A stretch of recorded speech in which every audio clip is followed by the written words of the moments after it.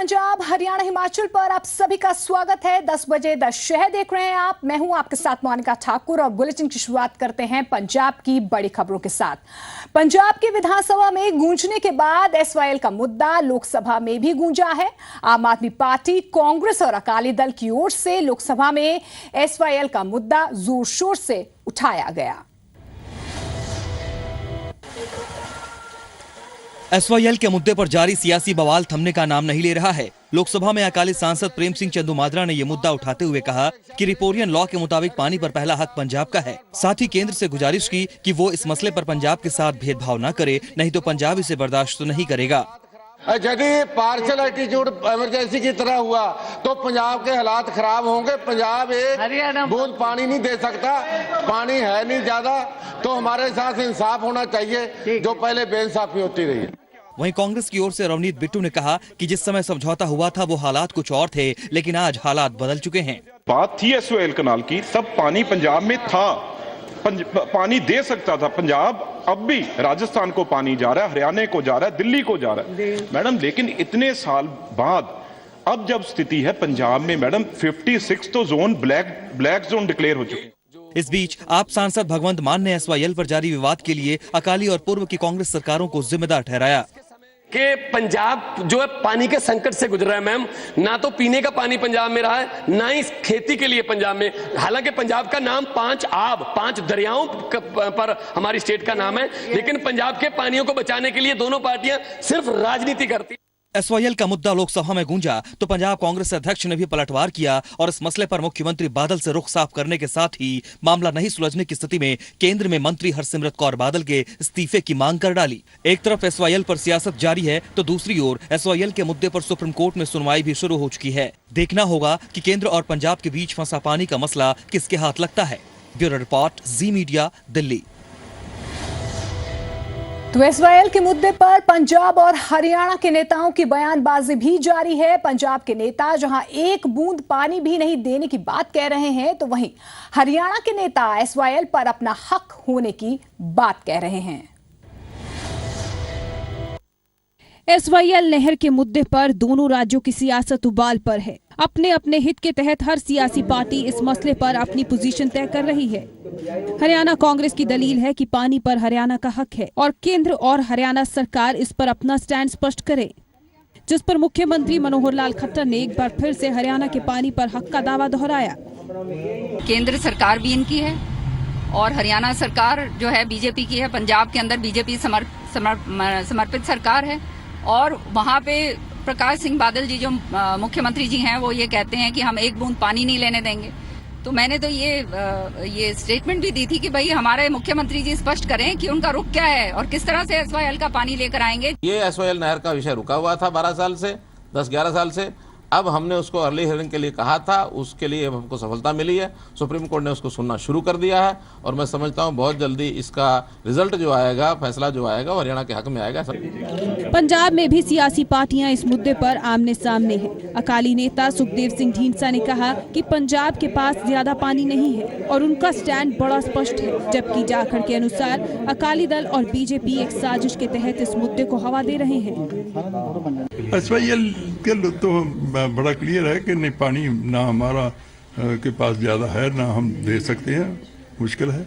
SYL issue है एक बड़ी सोची समझी चाल ਦੇ ਤਹਿਤ ਇਲੈਕਸ਼ਨ ਜਦੋਂ ਨਜ਼ਦੀਕ ਆਏ ਹੈ ਉਹਨਾਂ ਨੇ ਉਸ ਮਸਲੇ ਨੂੰ ਅੱਗ ਨੂੰ ਆ ਜਿਹੜਾ ਘਿਓ ਪਾਉਣ ਵਾਲਾ ਕੰਮ ਕੀਤਾ ਹੈ, ਜਿਹਦੇ ਵਿੱਚ ਬੀਜੇਪੀ ਜਿਹੜੀ ਸੈਂਟਰਲ ਗਵਰਨਮੈਂਟ ਤੇ ਪੰਜਾਬ ਸਰਕਾਰ ਅਕਾਲੀ ਜਿਹੜੀ ਹੈ, ਇੱਥੇ ਬੀਜੇਪੀ ਦਾ ਕੋਈ ਵਜੂਦ ਨਹੀਂ ਪੰਜਾਬ ਦੇ ਅੰਦਰ। ਇਹਨਾਂ ਦੀ ਇੱਕ ਬੜੀ ਸੋਚੀ ਸਮਝੀ ਸਾਜ਼ਿਸ਼ ਦੇ ਤਹਿਤ ਆ ਸਾਰਾ ਕੁਝ ਹੋ ਰਿਹਾ ਹੈ। करीब 3 दहाकों से पानी के मुद्दे पर दोनों राज्यों के दरमियान खिंची तलवारें एक बार फिर मैदान से बाहर आ चुकी हैं। हर सियासी पार्टी राज्य के हकों का रखवाला होने का लेबल लगाकर दूसरे पर निशाने साध रही है। मुद्दा बेहद गंभीर है और सियासत जारी है। चंडीगढ़ से जगतार भुल्लर और दिल्ली से पंकज कपाही के साथ न्यूज डेस्क रिपोर्ट, जी मीडिया। खबरों में आगे बढ़ते हैं। इराक में आतंकी संगठन आईसिस के शिकंजे में फंसे पंजाबियों का मुद्दा लोकसभा में गूंजा है। अकाली दल सांसद चंदूमाजरा ने विदेश मंत्री से जवाब मांगा तो विदेश मंत्री ने भरोसा दिया कि भारतीय पूरी तरह से सुरक्षित हैं और उन्हें छुड़वाने के लिए सरकार काम कर रही है। विदेशों में सिखों पर हो रहे हमलों का मामला एक बार फिर संसद में गूंजा। अकाली सांसद चंदूमाजरा ने विदेशों में फंसे पंजाबियों और सिखों पर हो रहे नस्लीय हमलों का मुद्दा उठाया और सरकार से जवाब मांगा। इराक में हमारे पंजाब के लोग फंसे हुए हैं। आज भी अखबारों में, समाचार पत्रों में हमने पढ़ा, उनके परिवारजनों की फोटो लगी हुई है। वो परेशानी बात, जो रेशियल अटैक्स होते हैं माननीय मंत्री जी, वो भी हमारे लिए चिंता का है। उसके लिए भारत सरकार की ओर से कोई कैसे उनके सामने पक्ष रखा जाए। वहीं प्रेम सिंह चंदूमाजरा के सवालों का जवाब देते हुए विदेश मंत्री सुषमा स्वराज ने आश्वस्त किया कि इराक में फंसे पंजाबी सुरक्षित हैं और सिख समुदाय पर होने वाले हमलों को लेकर वो समय समय पर अन्य देशों की सरकारों से बात करती रहती हैं। डिस्क्रिमिनेशन का सवाल है, विषय आते हैं, कभी फ्रांस का आता है, कभी यूके का आता है, लेकिन ये विषय जब आते हैं तब भी, और वैसे भी अपने बायलैटरल टॉक्स में जब भी हम द्विपक्षीय वार्ता करते हैं, इन विषयों को हम उन तमाम देशों के साथ उठाते हैं जहां इस तरह के रेशियल डिस्क्रिमिनेशन के अटैक्स होते हैं। पंजाब से बाहर गए सिखों पर हो रहे हमले हमेशा से ही काफी गंभीर मुद्दा रहे हैं, लेकिन विदेश मंत्री सुषमा स्वराज ने अब एक बार फिर भरोसा दिया है कि केंद्र सरकार उनके साथ है और इस मसले पर गंभीर है। ब्यूरो रिपोर्ट, जी मीडिया, दिल्ली। पंजाब विधानसभा के बजट सत्र का दूसरा दिन भी हंगामेदार रहा है। बजट सत्र के दूसरे दिन दिवंगत आत्माओं को श्रद्धांजलि देनी थी, लेकिन इस पर भी अकाली दल और कांग्रेस आमने सामने खड़े नजर आए। कांग्रेस ने आत्महत्या कर रहे किसानों को श्रद्धांजलि देने की मांग की तो सरकार ने विपक्ष को सियासत न करने की नसीहत दे डाली।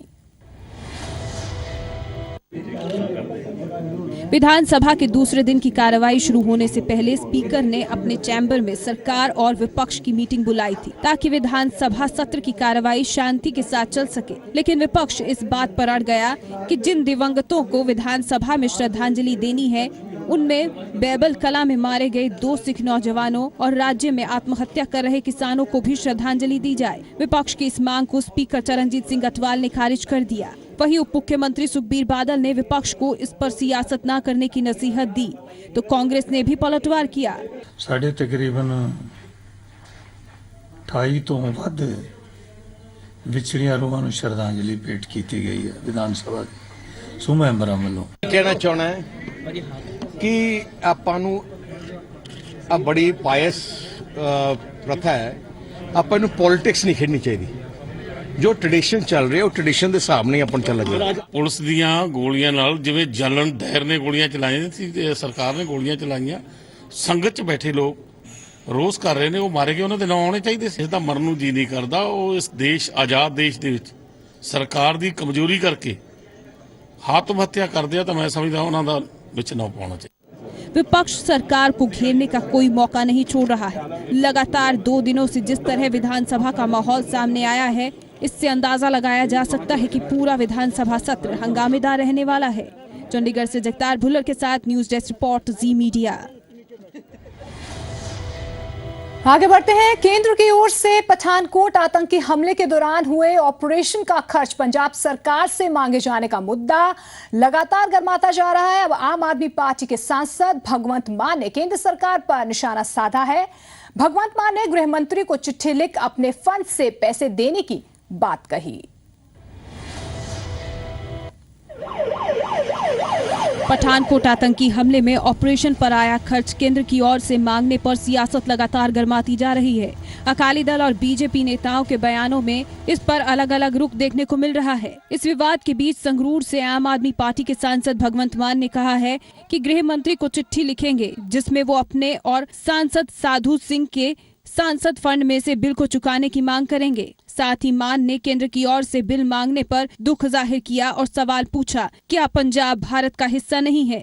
तो मैं आज लेटर लिख रहा हूं राजनाथ सिंह जी को कि अगर आपके पास सेंटर के पास पैसा नहीं है, पंजाब सरकार के पास तो पहले ही पैसा नहीं हो, तो मुलाजमों को तनख्वाह भी नहीं दे सकती, वो अपनी प्रॉपर्टीज गिरवी रख रही है, तो अगर उनके पास पैसा नहीं है तो मैं लिख के दे देता हूँ, कोई बात नहीं।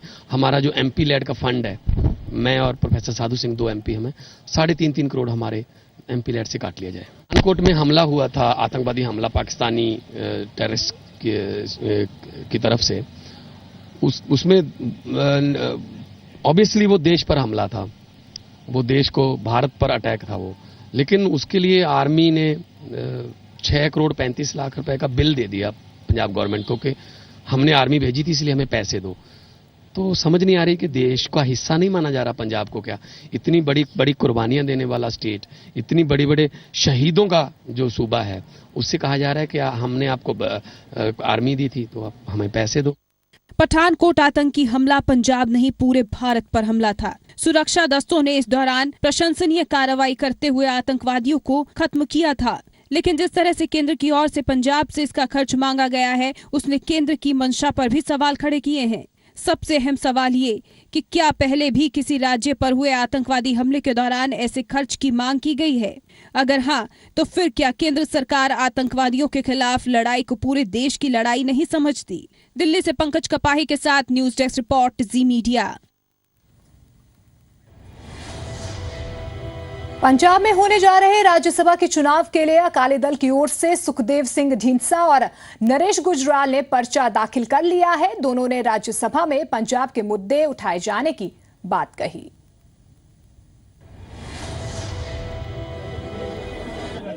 9 अप्रैल को पंजाब की 5 राज्यसभा सीटें खाली हो रही हैं। अकाली दल की तरफ से सांसद सुखदेव सिंह ढींडसा और नरेश गुजराल ने राज्यसभा के लिए अपने मनोनयन के लिए बादल सरकार का आभार जताया और पंजाब के हितों से जुड़े मुद्दे हमेशा उठाते रहने की बात दोहराई।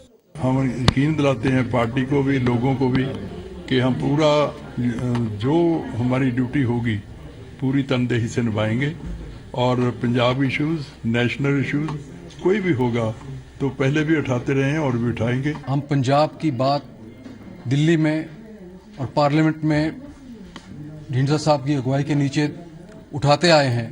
आगे भी पंजाब के हितों की उसी तरह हम रक्षा करेंगे।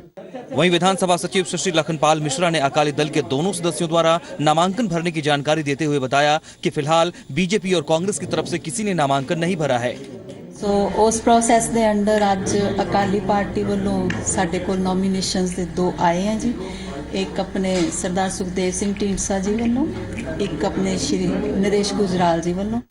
4 मार्च से राज्यसभा के नामांकन के लिए नोटिफिकेशन जारी होने के बाद नामांकन भरने की अंतिम तारीख 11 मार्च तक निर्धारित है, जबकि 12 मार्च को नामांकन की स्क्रूटनी होगी और 14 मार्च तक नामांकन वापस लिया जा सकता है।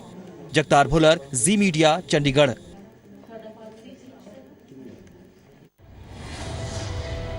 अबोहर कत्लकांड में पीड़ित परिवार ने इंसाफ नहीं मिलने की स्थिति में मुख्यमंत्री आवास का घेराव करने का मन बना लिया है। परिवार का कहना है कि वो सियासी आश्वासनों से अब ऊब चुके हैं। अबोहर हत्याकांड मामले में इंसाफ की गुहार लगा रहे भीमटांग के पीड़ित परिवार ने अब चंडीगढ़ में सीएम आवास का घेराव करने का मन बनाया है। जिन्ने तिकर सानू इंसाफ नहीं मिलेगा, इन्ने तिकर असीं उत्थे सीएम दी कोठी धरना लाई रखांगे। ਅਸੀਂ ਸੀਐਮ ਦੀ ਕੋਠੀ ਦੇ ਸਾਹਮਣੇ ਚੰਡੀਗੜ੍ਹ ਧਰਨਾ ਲਗਾਵਾਂਗੇ ਜਦੋਂ ਤੱਕ ਸਾਨੂੰ ਇਨਸਾਫ ਨਹੀਂ ਮਿਲਦਾ। ਅਸੀਂ ਸਾਡਾ ਧਰਨਾ चालू ਰਹੂਗਾ। पीड़ित परिवार ने मामले में प्रशासनिक लापरवाही का भी आरोप लगाया है। कई बार डीसी साहब आए, अभी प्रकाश सिंह बादल जी या सुखबीर बादल जी कल आ रहे हैं, परसों आ रहे हैं। इस दुख की घड़ी में वो एक बार भी बैठने के लिए नहीं आए। पुलिस पर मामले में कोताही बरतने के आरोप लग रहे हैं, लेकिन पुलिस इसे मानने को तैयार नहीं है। नहीं, पुलिस बिल्कुल फेयर, नीट और फेयर इंक्वायरी कर रही है, तफ्तीश चल रही है और जल्दी तो जल्दी चलन दे रहे हैं। वहीं पंजाब सरकार की ओर से अकाली सांसद सुखविंदर सिंह ढींडसा ने एक बार फिर परिवार को इंसाफ का भरोसा दिया है। जितने बाल साहब रहम दिल हैं, जितने बाल साहब ने इतने लंबे समय से लोगों की सेवा की है, वो तो कभी किसी को नहीं ऐसा कहते कि मैं नहीं मिलना चाहता या मैं इंसाफ नहीं देना चाहता। मेरा ख्याल है कोई गलतफहमी होगी वो उनको दूर करनी चाहिए। अबोहर मामले में हो रही देरी के लिए परिवार प्रशासन और सरकार को जिम्मेदार ठहरा रहा है, लेकिन सरकार ने एक बार फिर इंसाफ का भरोसा देकर मामले को टालने की कोशिश की है। सुनील नागपाल, जी मीडिया, फाजिल्का। आगे बढ़ते हैं। ऑपरेशन ब्लू स्टार के वक्त लापता हुए दस्तावेजों को लेकर अब तक सस्पेंस बरकरार है। सेना प्रमुख दलबीर सुहाग ने पहले ही अपने हाथ खड़े कर दिए थे। वहीं एसजीपीसी ने दोबारा से पुरातत्व लाइब्रेरी बनानी शुरू कर दी है। खास बात यह है कि अब नई लाइब्रेरी को डिजिटल किया जा रहा है। ये ही वो सिख रेफरेंस लाइब्रेरी है जिसको ब्लू स्टार ऑपरेशन के दौरान पूरी तरह से तबाह कर दिया गया था। साथ ही तबाह हो गए थे उस सिख इतिहास के दस्तावेज जिसका मूल्य नहीं आंका जा सकता। एसजीपीसी के पूर्व असिस्टेंट सचिव के अनुसार ब्लू स्टार ऑपरेशन के बाद जब वो मैनेजर के साथ लाइब्रेरी दाखिल हुए तो रैक में रखे दस्तावेज पूरी तरह से तबाह हो चुके थे और फौज ने अखबार के बंडल ही उनको सौंप दिए थे। दोबारा से लाइब्रेरी को बनाया गया है, लेकिन सिर्फ 10% पुरातत्व ऐतिहासिक दस्तावेज ही लाइब्रेरी में मौजूद हैं। कैटेलॉग भी पई सी जे सारा रिकॉर्ड जिहड़ा दर्ज हुंदा है। उस तो बाद असीं अगे जाके वेख्या जिहड़ा मेन हाल है, मेन हाल दे अंदर बहुत सारा लिटरेचर पिया सी। ਉਹਦੇ ਵਿੱਚ ਜਿੰਨਾ ਕੀਮਤੀ ਲਿਟਰੇਚਰ ਸੀ ਜ਼ਿਆਦਾ ਉੱਥੇ ਅਸੀਂ ਸਮਝਦੇ ਕਿ ਰੱਖਿਆ ਜਾਂਦਾ ਸੀ। ਸਾਰੇ ਦਾ ਸਾਰਾ ਲਿਟਰੇਚਰ ਇਹਨਾਂ ਸਾੜ ਦਿੱਤਾ। ਵਾਪਸ ਕਰ ਤੋਂ ਕੁਝ ਕਿਤਾਬਾਂ ਜਿਹੜੀਆਂ ਸਿੱਖ ਰੈਫਰੈਂਸ ਲਾਇਬ੍ਰੇਰੀ ਦੀਆਂ ਮਿਲੀਆਂ ਵਾਪਸ, ਪਰ ਉਹ ਵੀ ਆਮ ਜਿਹੀਆਂ ਕਿਤਾਬਾਂ ਨੇ।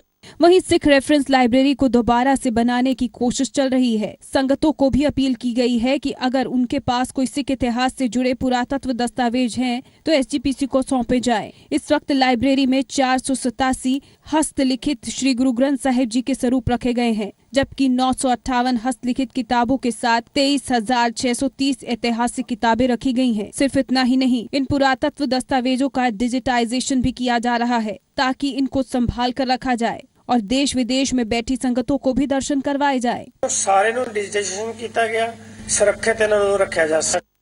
प्राचीन ऐतिहासिक दस्तावेजों को संभालने की शुरुआत 20 अप्रैल 1945 को सिख रिसर्च बोर्ड बनाकर हुई थी। उसके बाद 20 अप्रैल 1945 को सिख रेफरेंस लाइब्रेरी का गठन किया गया था। अमृतसर से राजन गोसाई के साथ न्यूज डेस्क रिपोर्ट, जी मीडिया।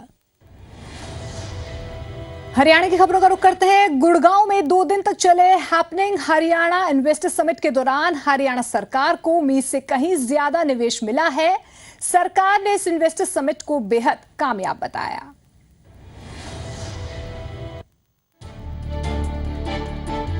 हरियाणा सरकार गुड़गांव में हुए हैपनिंग हरियाणा के आयोजन से बेहद हैप्पी नजर आ रही है। सरकार के मुताबिक गुड़गांव में 2 दिनों तक चले happening Haryana global investors summit में 500 गुना ज्यादा निवेश प्रदेश को मिला है। सरकार के मुताबिक प्रदेश में औद्योगिक निवेश के लिए 357 MOU साइन हुए हैं, जिससे 5,84,000 करोड़ रुपए का निवेश मिला है। प्रसन्नता हो रही है ये बताते हुए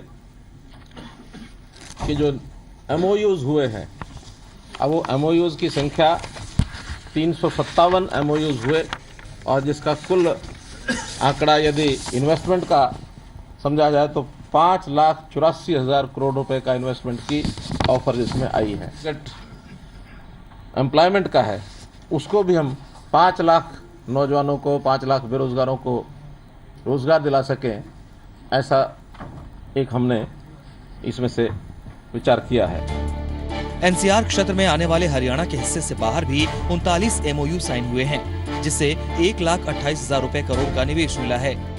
39 MOU में ऐसे जिलों के लिए हुए हैं जो जिले एनसीआर से बाहर हैं, अर्थात पंचकुला, अम्बाला, यमुनानगर, कुरुक्षेत्र, कैथल और हिसार, सिरसा, फतेहाबाद, ये जिले ऐसे हैं जो एनसीआर रीजन से बाहर हैं। इन क्षेत्रों में भी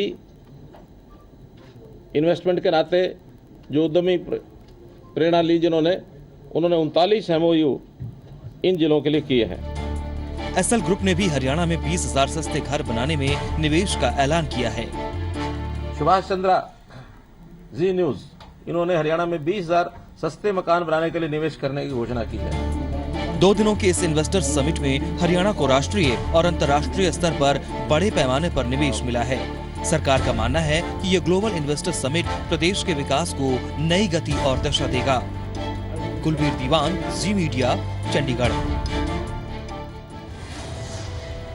आगे बढ़ते हैं। राज्यसभा में हरियाणा में हुए जाट आंदोलन का मुद्दा गूंजा है, जिस पर गृह मंत्री राजनाथ सिंह ने जवाब दिया। राजनाथ ने कहा कि हरियाणा सरकार ने मामले में कहीं कोई लापरवाही नहीं बरती है। हालांकि राजनाथ के बयान पर सैलजा ने नाराजगी जाहिर करते हुए प्रदेश सरकार को पूरी तरह से फेल बताया। हरियाणा में हुए जाट आंदोलन का चिन्ह एक बार फिर सामने आ गया है। केंद्रीय गृह मंत्री राजनाथ सिंह ने राज्यसभा में कहा कि प्रदेश सरकार को पहले से इसकी जानकारी दी गई थी। हालांकि गृह मंत्री राजनाथ सिंह ने यह भी माना कि जाट आंदोलन के मामले में सरकार से चूक नहीं हुई है। जहां तक सेंट्रल गवर्नमेंट का प्रश्न है, उचित समय पर सेंट्रल गवर्नमेंट के द्वारा भी स्टेट गवर्नमेंट को एडवाइजरी जारी की गई थी। कहीं पर चाहे स्टेट गवर्नमेंट के द्वारा अथवा सेंट्रल गवर्नमेंट के द्वारा मुझे ऐसा नहीं दिखाई देता है कि कहीं पर कोई लैप्सेस हुए। वहीं राज्यसभा में राजनाथ सिंह के जाट आरक्षण आंदोलन पर दिए बयान पर कांग्रेस नेता कुमारी सैलजा ने सवाल उठाते हुए मामले में राज्य सरकार को पूरी तरह से फेल बताया। क्या ये नहीं मानते हैं कि ये जो भी कुछ हुआ इतना दर्दनाक, इतना ज्यादा सीरियस मामला हुआ, क्या ये नहीं मानते हैं कि this was due to utter failure of the state government और एंड द सेंट्रल गवर्नमेंट। उधर दिल्ली पहुंची कांग्रेस की सीएलपी लीडर किरण चौधरी ने कहा कि गृह मंत्री संसद में कुछ कह रहे हैं और प्रदेश में कुछ और ही हो रहा है। देखिए, पूरी तरह से बीजेपी सरकार इस मुद्दे पर विफल रही है। जिस तरह से पूरा हरियाणा जला है वो सबकी आंखों के सामने है वो नजारा। हालांकि आंदोलन खत्म हो चुका है। इसके बाद सरकार ने सफलतापूर्वक हैपनिंग हरियाणा भी करा लिया, लेकिन शायद आंदोलन की पूरी तस्वीर सामने आना अभी बाकी है। ब्यूरो रिपोर्ट, जी मीडिया, दिल्ली। आईसीसी ने भारत पाकिस्तान मैच की जगह में बदलाव कर दिया है। 19 मार्च को होने वाला भारत पाकिस्तान का मैच अब धर्मशाला में नहीं बल्कि कोलकाता में होगा। अनुराग ठाकुर ने मैच की जगह में हुई तब्दीली के लिए हिमाचल सरकार को जिम्मेदार ठहराया है। इस बुलेटिन में फिलहाल इतना ही, लेकिन जाते जाते ये रिपोर्ट देखिए। T20 world cup Bharat Pakistan की भिड़ंत अब धर्मशाला में नहीं बल्कि कोलकाता के ईडन गार्डन में हुई। आईसीसी ने सुरक्षा कारणों का हवाला देते हुए मैच की शिफ्टिंग का ऐलान किया। मैच अब कोलकाता में 19 मार्च को ही होगा। The match will take place in Kolkata Eden Gardens on the same date and time as the originally announced match, that is the 19th of March at 7:30 p.m. The decision has been taken on for security reasons. BCCI सचिव और Himachal Pradesh cricket association के अध्यक्ष अनुराग ठाकुर ने धर्मशाला से match shift होने के लिए प्रदेश सरकार को जिम्मेदार ठहराया है। अनुराग ने कहा कि सरकार ने इस मामले में नेगेटिव रिस्पांस दिया।